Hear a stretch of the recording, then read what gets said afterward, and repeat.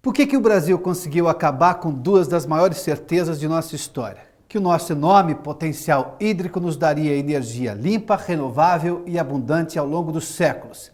E a segunda certeza é por que a Petrobras deixou de ser um orgulho nacional. Para falar sobre o assunto, nós estamos com o Adriano Pires, que é professor da Universidade Federal do Rio de Janeiro, também economista. Então, Adriano, por que perdemos essas duas certezas, aliás, concomitantemente? Temos hoje uma escassez de energia e temos um problema enorme com a Petrobras. Olha, eu acho que a principal explicação é a má gestão das empresas públicas, né? É você ter partidarizado a gestão das empresas, né? Então isso aí acabou criando uma equação muito ruim, né? Uma equação onde a gestão não é boa, né? A gente fez isso no setor elétrico, né? E a questão da corrupção também, né? Então as empresas Petrobras e Eletrobras, que eram dois ícones da economia brasileira, se transformaram reféns, né, dos partidos políticos e com isso se criou uma grande ineficiência administrativa mesmo, né? Se a gente começar a falar de Eletrobras, você vai ver o seguinte, em 2012 o governo, né, resolveu que ia baixar o preço da energia elétrica no Brasil, né? Ia baixar o preço por quê? Porque você estava nas vésperas de uma campanha de prefeitos. Né? E o governo já tinha, nos últimos anos, represado muito o preço da gasolina e do diesel, causando enormes prejuízos para a Petrobras, além de ter matado, né, ter praticamente aniquilado o etanol, né, como uma externalidade dessa política irresponsável de controlar preço de gasolina e diesel. Que era uma coqueluche brasileira. Que era coqueluche então brasileira, né? Eu diria até a etanol. você que esse é mais um ícone que o governo conseguiu derrubar, que foi o etanol, né? Que Sim. também já foi orgulho nacional. Bom, então são três agora. São três. Ao mesmo tempo. Ao mesmo tempo. Então, em 2012, o governo falou, não, agora chegou a hora da energia elétrica, né? Vamos dar energia elétrica barata, né? E o governo não olhou para o cenário, vendo que os reservatórios estavam ficando mais vazios, né? E que você estava com custo crescente de energia. Então ele resolveu renovar as concessões de geração e transmissão de energia elétrica, né? Através de uma queda de tarifa no momento onde o custo estava crescendo. Né? Então eu brinco que naquele momento ali, por um acaso essa MP 579 foi publicada no dia 11 de setembro de 2012. Eu brinco que foi o 11 de setembro do setor elétrico brasileiro. Né? Então naquele momento ali, o que acontece? Você cria uma enorme bagunça no setor de energia elétrica no Brasil. Por quê? Porque as empresas do grupo Eletrobras foram obrigadas a aderir a essa MP. Né? Reduzir a tarifa e teriam suas concessões renovadas. No preço de uma canetada. No preço de uma canetada. Uma canetada foi uma medida que o governo não conversou com o mercado, foi uma medida autoritária. Do dia para a noite o governo veio com essa história de reduzir as tarifas em troca de uma renovação de concessões. Agora, três empresas estatais não aderiram, que foi a CESP em São Paulo, a Copel no Paraná e a CEMIG em Minas Gerais. Né? Então, quando essas empresas não aderiram, você deixou as distribuidoras de energia elétrica descontratadas. Né? Uma das âncoras do modelo do setor elétrico brasileiro é ter 100% das distribuidoras contratadas. Então, como o custo estava crescendo, o custo da energia, essas distribuidoras começaram a ir aonde? No mercado para comprar essa energia para atender os seus respectivos consumidores. Só quer dizer que, como o custo estava crescendo em função de pouca água no reservatório, lá no mercado, ao contrário do que o governo queria, o preço da energia elétrica começou a disparar. Quer dizer, foi para R$300, R$400, R$500, chegando até o teto de R$822. Então você começou a criar o quê? Um grande passivo nas distribuidoras brasileiras. Aí o governo, para atender, né, a presidente Dilma, no sentido de garantir que a energia ia ficar mais barata, o governo não deixou que as distribuidoras repassassem esse custo para os consumidores. Né? E as distribuidoras, para sobreviverem, precisavam que esse dinheiro viesse de algum lugar. E esse dinheiro começou a vir de onde? Do Tesouro Nacional. Que é da conta do consumidor, do cidadão brasileiro do mesmo jeito. Porque no final do dia, quem vai pagar a conta? Ou o consumidor ou o contribuinte. Mas aí você começou então a um processo, quer dizer, complicado, né? Você começou a gerar uma grande dívida no setor de energia elétrica. Porque depois, num segundo momento, quer dizer, como o Tesouro já não conseguia mais colocar dinheiro em função das metas de superávit primário, o governo obrigou, quer dizer, as distribuidoras a se endividarem nos bancos. Elas foram lá, tomaram 17 bilhões de reais nos bancos. Né? E o buraco continuando crescendo. O governo começou a obrigar que as geradoras despachassem energia fora da ordem do mérito econômico. Então começou a criar um buraco nas geradoras. Resumo da ópera. Hoje, né, se você pegar o que aconteceu em 2013, 2014 e vai acontecer em 2015, você tá com uma dívida no setor de energia elétrica algo em torno de 105 bilhões de reais. Né? E esses 105 bilhões de reais vão ser pagos por quem? 2/3 pelo consumidor e 1/3 pelo contribuinte. A gente já viu esse ano de 2014 as tarifas de energia elétrica voltarem a aumentar. Quer dizer, o consumidor que por acaso é contribuinte também paga 2 vezes. Quer dizer, pela primeira vez na história, o consumidor de energia elétrica vai pagar juros de dívida na tarifa de energia, porque essa dívida que as distribuidoras fizeram no banco, quem vai pagar essa dívida do banco com juros? É o consumidor, na tarifa que você vai ter a partir de agora aumentada, né? Me permita uma pergunta capciosa. Essa decisão do setor elétrico da presidente Dilma é o populismo que gerou a incapacidade de compreensão, ou seja, a ineficiência administrativa, a má gestão, ou é a má gestão que gerou o populismo para resultar nisso? Olha, eu acho que as duas coisas caminham juntas, né? Porque se você é um gestor de uma empresa pública, né, e o governo te obriga a tomar determinadas medidas, se você é um bom gestor, você não aceita. Né? Esse é o primeiro passo, né? Você não vai aceitar porque você sabe que você está matando a empresa. No caso da Eletrobras, essa medida, essa MP de 2012, e que se virou lei em janeiro de 2013, a lei 12.783, fez que a Petrobras, em 2012 e 2013, né, 2014 vai se repetir, tivesse um enorme prejuízo. Os acionistas da Eletrobras, os acionistas minoritários, já entraram com ação na CVM, reclamando que eles foram prejudicados deliberadamente pelos gestores da empresa, que atenderam um pedido do acionista majoritário, que é o governo, e não olharam o que estavam fazendo. Né? Por exemplo, a grande justificativa da Copel, da CESP e da CEMIG de não aderir a essa lei foi que elas falaram, olha, a gente não vai punir o acionista das empresas, que todas as três também são empresas de capital aberto. Claro. Então eles não aderiram a isso e ganharam muito dinheiro nesses 2, 3 anos aí. Por quê? Porque eles venderam energia no mercado livre, né? Para quem estava descontratado, a preços aí de R$800. Então eu acho que o setor, quer dizer, de energia elétrica no Brasil hoje, ele tem 2 problemas graves, né? Que a gente vai ter que tentar solucioná-los daqui para frente. Um problema é pagar essa conta que foi criada, dos 105 bilhões. Como é que paga isso? Paga através de tarifa e através do contribuinte, não tem outra alternativa. Né? Então, nos próximos anos, as tarifas de energia elétrica no Brasil vão ter que subir para fazer frente a essa conta. Agora, não é só esse problema que a gente tem, nós temos também um problema de abastecimento. Né? Por quê? Porque não tem chovido nos últimos 2 períodos úmidos, né? O período úmido no Brasil, ele vai de novembro até mais ou menos final de março, início de abril, né? E o período de 2012 para 2013 não choveu muito, 2013 para 2014 foi pior ainda e vamos ver como é que vai ser esse agora que a gente está entrando. Então isso também provocou o segundo problema que é uma falta de energia. Mas não é só a chuva que justifica a falta de energia, porque todo mundo sabe que o Brasil sempre teve a base da geração dele de energia elétrica com água, né? Então o governo poderia já há mais tempo... Decantado nas escolas, a gente aprendia isso. Exato, né? O governo podia ter há mais tempo diversificado mais essa matriz elétrica brasileira e também tomado outras atitudes, né? O governo desde 2009 ele vem realizando leilões muito preocupado com a tal da modicidade tarifária, né? Traduzindo, preocupado muito com o populismo tarifário e muito pouco preocupado com a garantia do suprimento. Né? Então isso fez com que você também atraísse o quê? Investidores abutres. Teve investidor aí que ganhou leilão de energia, né? Que prometeu entregar 5.000 megawatts, não entregou nada.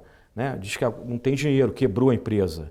Né? Essa modicidade tarifária acabou também levando a muito atraso de obras, junto com a questão de licenciamentos ambientais. Sim, claro. Então tudo isso também colaborou para quê? Quando parou de chover, você tinha menos energia. Além do que também o Brasil tomou uma decisão que é muito polêmica, que foi daqui para frente só fazer, daqui para frente não, há algum tempo, né, lá desde outra vez do 2004, 2005, a só dar licença ambiental para construir reservatórios a fio d'água. Né? O que é reservatório a fio d'água? É um reservatório que é uma usina hidrelétrica onde o reservatório é pequeno. Né? Então o que acontece quando a usina não tem grandes represas, é isso? Exatamente. Você tem é como se fosse uma cisterna pequena. Então o que acontece? Antigamente as hidrelétricas tinham grandes reservatórios. Então mesmo quando chovia pouco, como você tinha muita água acumulada, você conseguia que aquelas hidrelétricas regularizassem o abastecimento de energia elétrica com aquela água que estava acumulada. Agora, como a usina tem um reservatório pequeno, você não acumula água. Então, por exemplo, no norte brasileiro, no período da chuva, você gera muita energia elétrica. No período seco, você pode gerar nada de energia elétrica.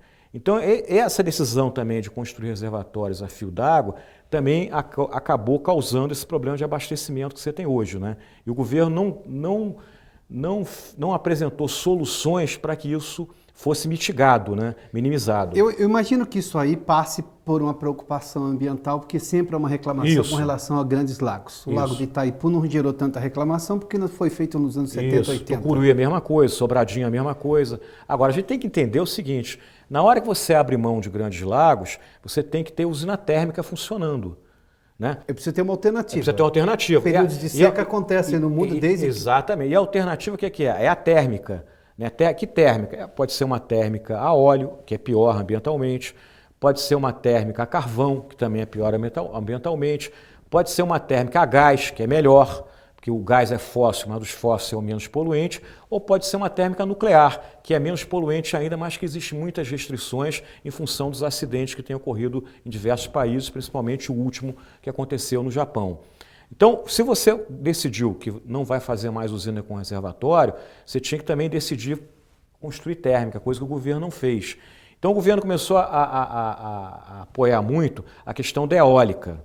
A eólica é importante, porque eu sempre falo, a melhor maneira de você garantir suprimento de energia é ter matriz diversificada. Quanto mais diversificada a sua matriz, mais segurança de abastecimento você vai ter.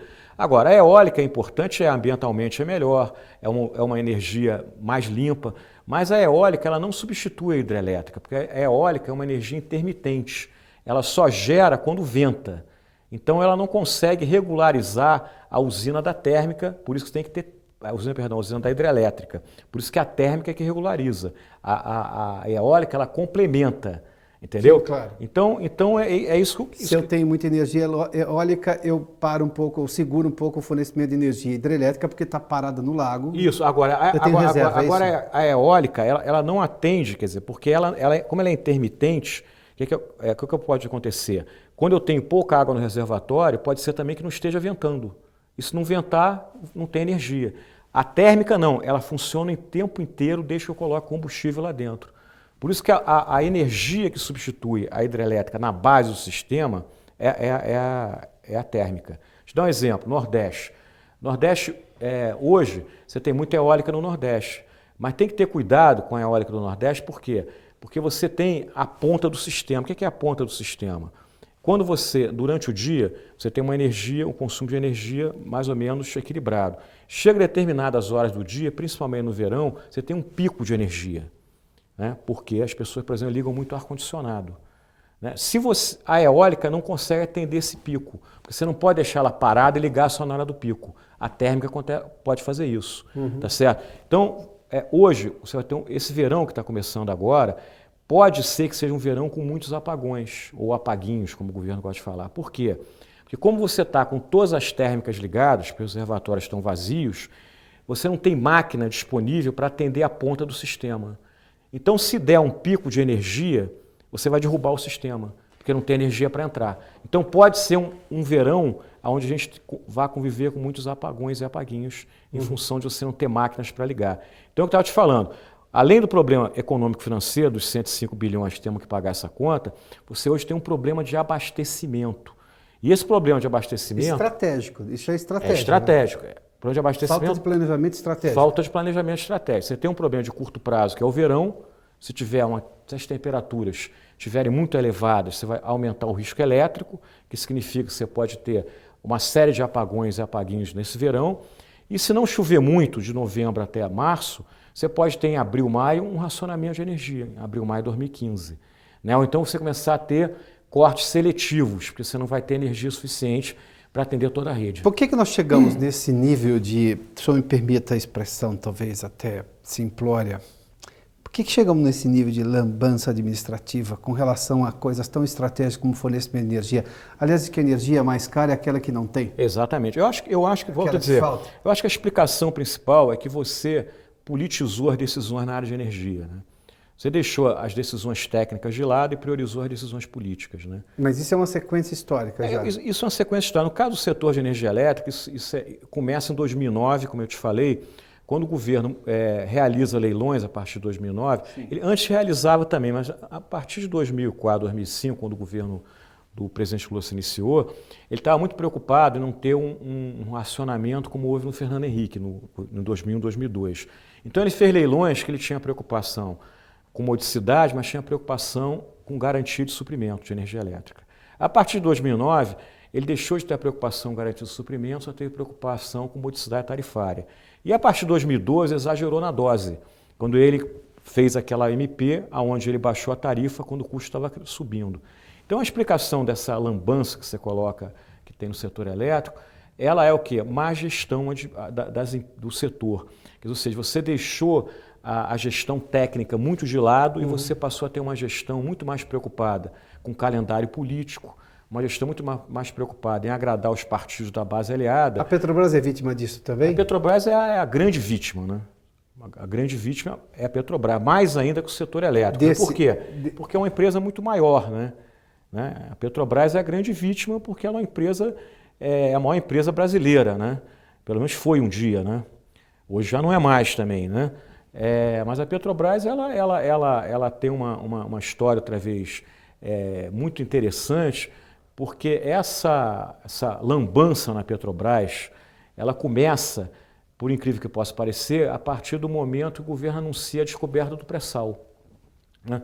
Quando todo mundo espera que a descoberta do pré-sal vai transformar a Petrobras numa das maiores empresas do mundo, né? E o Brasil vai atrair uma quantidade enorme de investimentos para dentro do país, acontece justamente o contrário. Por quê?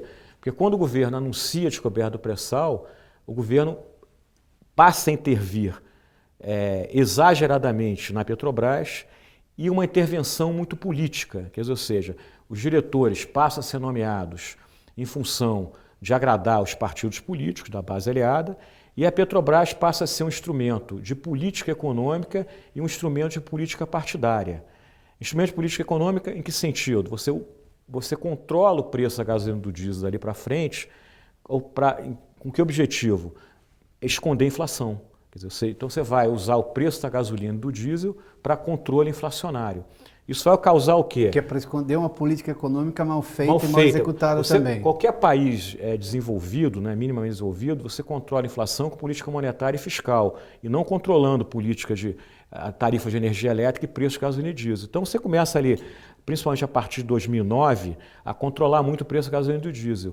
Então você gera uma perda de caixa da Petrobras impressionante. Nos últimos 4 anos, pelo fato da Petrobras ser obrigada a vender gasolina e diesel mais barato que o mercado internacional e com isso também passar a importar, a Petrobras perdeu mais de 100 bilhões de reais com essa política, né? Ao mesmo tempo, você obriga a Petrobras o quê? A investir muito, porque você quer tirar o petróleo do pré-sal. Então, se você não tem caixa, você tem que endividar a empresa. Então, a Petrobras hoje ela é uma empresa que tem uma dívida de 241 bilhões de reais, dívida líquida. É mais ou menos 4 vezes o EBITDA da empresa, né? A Petrobras hoje é a maior dívida de empresa petroleira do mundo, né? E ao mesmo tempo também você usa a Petrobras para fazer política partidária. Vamos fazer refinaria no Maranhão, vamos fazer refinaria no Ceará, faz um acordo com o governo da Venezuela na época para construir Abreu e Lima, né? Então, essas intervenções na Petrobras, elas aumentam o poder de monopólio da Petrobras, porque ninguém pode construir refinaria no Brasil se o governo controla o preço da gasolina e do diesel, né? Claro, você não tem... A Petrobras passa a ser ainda mais a única vendedora e importadora de derivados de petróleo no Brasil. E você também reforça a Petrobras como monopsônio. Por quê? Porque em 2010 você muda a legislação de exploração e produção de petróleo no Brasil, você cria o modelo da partilha, até então você tinha o modelo da concessão, e o modelo da partilha, ele traz embutido dentro dele 3 artigos que mostram o alto grau de intervenção do governo no setor de petróleo no Brasil. O primeiro artigo fala que a Petrobras, dali para frente, ela vai ter, no mínimo, 30% de todos os blocos do pré-sal que vierem a ser leiloados. Obriga, inclusive. Obriga, no mínimo 30%. Sim. Ela também obriga a Petrobras a ser monopolista na operação desses campos que vão ser licitados no pré-sal. E, em terceiro lugar, o governo também ele se dá o direito de dar para a Petrobras, sem leilão, áreas que o governo achar que são estratégicas ou estruturais para o setor de petróleo brasileiro. E nada disso foi verdadeiramente discutido, só se discutiu quem ia ficar com os royalties. Exatamente. Naquele momento, 2010, você vivia uma espécie de uma nirvana de petróleo no Brasil. Sim. Né? Todo mundo estava assim meio que inebriado, né? pelo que o governo vendia. Não, o Brasil vai para a OPEP, o Brasil vai ter uma reserva de petróleo de 30, 50 bilhões de barris. Nós vamos resolver o problema da educação brasileira com o dinheiro do pré-sal. Nós vamos resolver o problema da saúde do Brasil com o dinheiro do pré-sal. A Petrobras vai ser a grande locomotiva para o crescimento da economia brasileira. Então se criou, lembra que 2010, ano de eleição. Quer dizer, então, olha só, 2010 a Petrobras foi usada para quê? Para ajudar na primeira eleição da presidente Dilma. Né? Então, naquele momento, quer dizer, se criou também toda essa fantasia. Então, o Congresso Nacional, em nenhum momento, aí vamos lá, nem os partidos da situação, nem tampouco os da oposição, né, questionaram essa mudança de modelo. Falaram assim, não, esse modelo está sendo criado porque é para o governo fazer populismo, é para o governo usar a Petrobras como instrumento para se perpetuar no poder dos próximos 100 anos. Não. Todo mundo não teve coragem de falar isso, achando que se falasse isso ia perder mais voto ainda. Sim. E todo mundo ficou preocupado com o quê? Em como é que vai se dividir o dinheiro do royalty, né? Então, não, o Estado do Rio vai ganhar dinheiro demais, São Paulo vai ganhar dinheiro demais. Discussão. Então, a única discussão foi essa. Monopolizada essa discussão. Agora, uma discussão também surreal, né? Porque você está discutindo a divisão de um dinheiro que não existia, que não existe até hoje. Hoje ainda é muito pequeno, que a produção de pré-sal ainda é muito pequena, né? E a produção de pré-sal que tem hoje ainda é aquela produção que é dos campos que foram leiloados no regime da concessão, que foram leiloados lá em 2001, 2002, no governo Fernando Henrique ainda. Então o que é surreal é que o governo, o Congresso Nacional, e aí vamos falar a verdade, todos os partidos, sem exceção, quer dizer, eles ficaram discutindo a divisão de um dinheiro que nem existia, né? Então o governo aprovou esse modelo da partilha, que é um modelo extremamente intervencionista, e transformou a Petrobras num monopsônio. Que monopsônio é esse? É que a partir dali, a Petrobras, mais do que nunca, passou a ser a única compradora de bens e serviços da indústria de petróleo no Brasil, né? Então você passou a ter uma Petrobras monopolista e uma Petrobras monoposicionista, né? E essa atmosfera é a atmosfera ideal para quê? Para má gestão e para corrupção, né? Porque, por definição... Ou você vende para a Petrobras, você não vende para ninguém. Ou você compra da Petrobras, você não compra de ninguém. Então, você criou a atmosfera ideal para quê? Para má gestão, porque vamos combinar que regimes de monopólio, eles são ineficientes, sejam monopólios públicos ou monopólios privados, né? De monopsônio é a mesma coisa. E se você está envolvendo uma empresa estatal, uma empresa onde os diretores eram nomeados pelos partidos políticos, você acabou criando um conluio, né? Um conluio entre funcionários da Petrobras, diretoria da Petrobras, vão deixar a parte que os funcionários da Petrobras não tem nada a ver com isso, aliás, a Petrobras tem um excelente quadro técnico, mas aqueles diretores foram nomeados pelos partidos políticos, os partidos políticos e as empresas. As empresas também aquelas escolhidas, as amigas do rei. Então se cria um conluio, que esse conluio que tomou uma série de medidas nefastas para o país e para a Petrobras, que a gente está vendo aí revelada agora pela Operação Lava Jato. Então, Adriano, uma última pergunta. Por que o senhor acha que esse tipo de informação técnica, de compreensão técnica, foi completamente abafado em vários setores da sociedade? Bom, o Congresso, que é a representante maior político da sociedade brasileira, o senhor acabou de dizer aqui, tratou de apenas um ponto com relação ao pré-sal. Exatamente. A questão da energia também, houve uma gritaria em São Paulo, da empresa de São Paulo, que é a CESP, a CEMIG e mais... Copel. A Copel. E aí resumiu-se aquilo, mas é que são estados governados pela oposição. Isso. O que era uma discussão técnica virou uma mera briga política. Onde é que faltou dentro desse conglomerado chamado sociedade brasileira o esforço maior para que a discussão realmente do que interessava fosse a pauta do assunto e não exatamente o que a marketagem do governo vendeu? Tanto na questão da energia elétrica quanto na questão da Petrobras. Olha, eu acho que o que sempre faltou é informação, boa informação, entendeu? O setor de energia, ele historicamente, né, e não é agora, desde sempre, ele sempre foi um setor muito politizado, né? Tem períodos que ele é mais politizado, como é o caso presente, e tem períodos que ele é menos politizado. E, no fundo, também as empresas brasileiras, elas têm uma relação complicada com o governo nessa área de energia, né? Acaba que elas também querem se beneficiar e não têm muita coragem de revelar o que está acontecendo, né? Então, a sociedade fica meio que à margem disso. Eu acho que nessa última eleição, a coisa mudou um pouco, né? Eu acho que essa própria Operação Lava Jato, graças aí à Polícia Federal, ao próprio Ministério Público, está trazendo para a sociedade, né, essa discussão de uma maneira mais clara. E a imprensa está ajudando muito nisso, né? Melhorou muito. Que se ausentou durante muito. Que se ausentou também, porque, veja bem, acaba que esse tema de energia, ele é um tema muito árido também, né? Sim, claro. Como ele é árido, quando não está faltando, isso não dá pauta para a empresa, né? Quando você não tem nenhum evento escandaloso como esse da Operação Lava Jato, isso também não dá pauta para a empresa, né? Para a imprensa. Então a pauta só vem quando você já está tudo meio que estragado, né? Aliás, quando está faltando energia, ou quando já a corrupção já está nos jornais. Então eu acho que daqui para frente, quer dizer, eu acho que a gente espera, né, que se crie uma posição mais verdadeira no Congresso Nacional, né, e que se acompanhe mais esse setor, né, do que foi feito nos últimos anos, né? Porque é um setor essencial para a economia brasileira, né? Agora mesmo você vê, depois das eleições, né, a presidente Dilma, ela aumentou o preço da gasolina e do diesel, né? Ela durante a campanha falou que não precisava aumentar, né?